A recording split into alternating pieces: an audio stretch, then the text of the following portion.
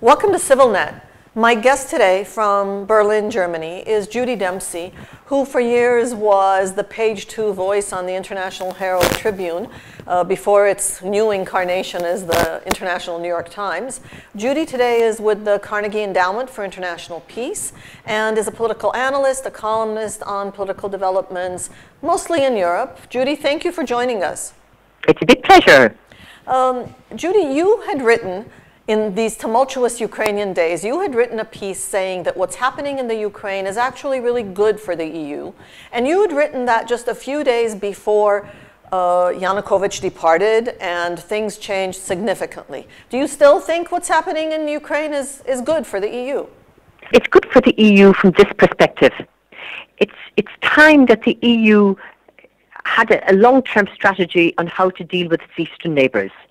And my argument was that the crisis in Ukraine it's a kind of counterintuitive argument. It was good for the EU that strategically it would have to sit up and decide what it wanted to do with its eastern neighbours. Rhetoric is not enough, and saying you do this and we give you this. It has forced the EU. It is forcing the EU to decide: are they going to offer some kind of membership? What is their strategy towards Belarus, Moldova, Georgia, Armenia, Azerbaijan, Ukraine, and of course the relationship with Russia. And that's what I was getting at. It was a slightly provocative title, but it was really saying finally the Ukraine crisis might shake up the EU, and this can only be good news.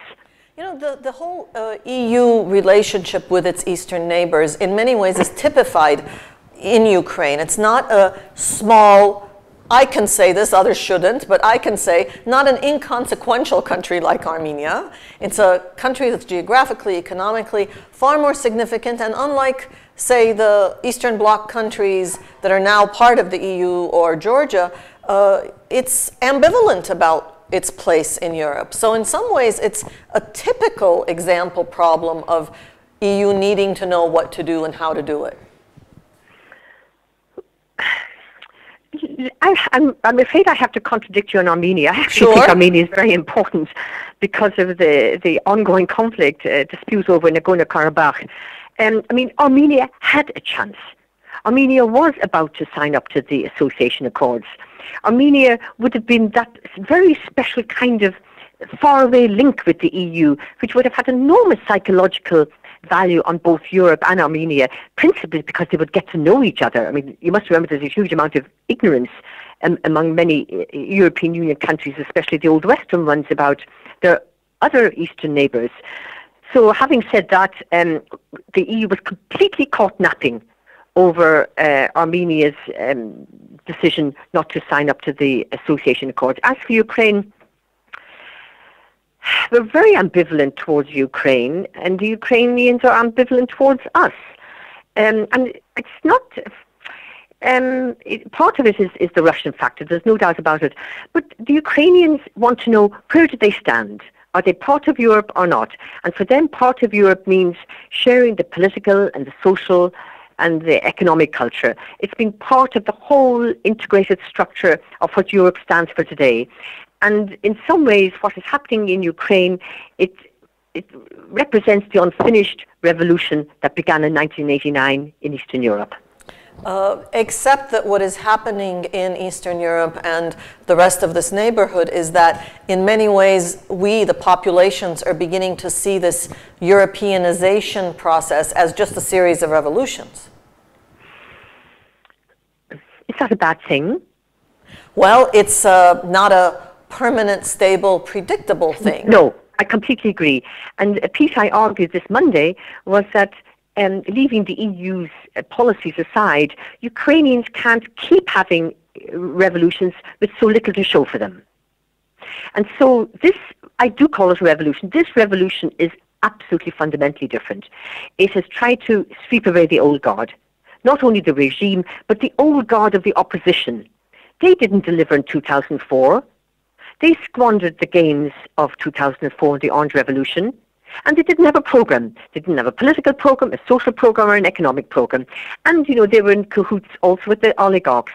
It's easy to say this from a European standpoint, but there's young people and very old people who were out in the streets and they said, enough with the old order. They wanted something new. And what was new about this revolution was the role of citizens, that they had the autonomous right to make their decisions on how they wanted to be governed. Let's talk about that decision-making process, please, because I think that that's another area where the similarities with Armenia are present. And that is that in Ukraine, two things were happening. One is that, as you said, they were saying, we're going to make our own decisions. And the other thing they were saying was, we want that decision to be Europeanization and European integration. Yes. In Armenia, that process of Europeanization and European integration has never been clear. It's been a default choice. We knew we were part of Europe, and we thought that was a no-brainer. That was a given. But what that Europeanization is, in its essence, in its passion, in its values, that's never... Brussels doesn't talk that way. Well... And it expects us to already know it. But Brussels doesn't talk that way because the whole setup in Brussels has become bureaucratized. The language is inaccessible. I mean, I don't even sometimes understand what they're telling me. And I have to be perfectly honest, when I do go to Brussels and I hear officials from the Commission, not so much the Council. The Council, for your listeners, is made up of the Member States. The Commission is the institutional executive body of the EU. You press a button and they talk for 50 minutes and you're not wiser after the event. Now, Europe, and so they have lost sight of the value of Europe and the meaning of Europe. And the meaning and the value of Europe is precisely what the citizens in Kiev and Lvov and other cities wanted over the past 3 months, the values of being able to choose. And the EU must be much more articulate about this. This is the first point. Secondly, I think the Ukrainians have finally grasped that, yes, they want to be part of Europe, but there's no point in waiting for this magic sentence, you can join Europe when you do blah, blah, blah, or ABC. I think they've got to grasp, if it's not too late, what the Poles did in 1989. Have the round table. It's going to be very difficult to do this. Have an inclusive transitional government, and then have really free and fair democratic elections, and then go for the reforms. It's not too late. There's always time to change. But the Ukrainian young people and those who risk their lives on the streets have to grasp that this must be the politics of inclusion. If you're going to go down the road of exclusion, forget it. You're not going to gain anything. It's going to, and they'll have to swallow very hard to bring some of the party of the regions, that's Yanukovych's old party, into this government. And finally, the flip side. Yes, Ukrainians have to do that. And at the same time, Europe has to perhaps do some recalculating. When you consider the investment that Europe made in Poland versus Ukraine all these years, and really the similarities are immense, what does that say about Europe's position in all of this, and investment and buy-in? It's a really interesting question. Europe is completely divided over Ukraine. And not only that, there are countries in Europe that actually don't think Ukraine is important. Nor do they think that we should be so worried about Russia's energy power in Europe. I mean, you talk to the southern European countries, oh, I don't know what the northern Europeans are worried about, or the East Europeans. You know, Ukraine, it doesn't matter. Russia, it doesn't matter. I'm serious about this. There's this total,